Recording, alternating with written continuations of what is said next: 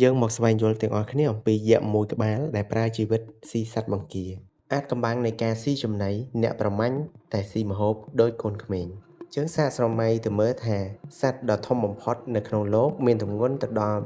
190តោនដែលស្មើទៅនឹងដំរី40ក្បាលរួមបញ្ចូលគ្នាប៉ុន្តែបែរទៅជាស៊ីចំណីប៉ុនកូនដៃទៅវិញអាហារដែលជាសំណប់ចិត្តរបស់វាគឺជាសត្វបង្គានិងក្រៀលហើយក្រពះដ៏ធំមហិមារបស់វាក្នុងមួយថ្ងៃ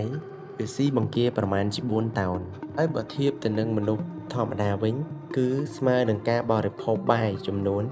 78,000ចានក្នុងមួយថ្ងៃហើយរបៀបស៊ីរបស់វាវិញគឺគ្រាន់តែហាមាត់ហើយហែលកាត់ហ្វូងបង្គា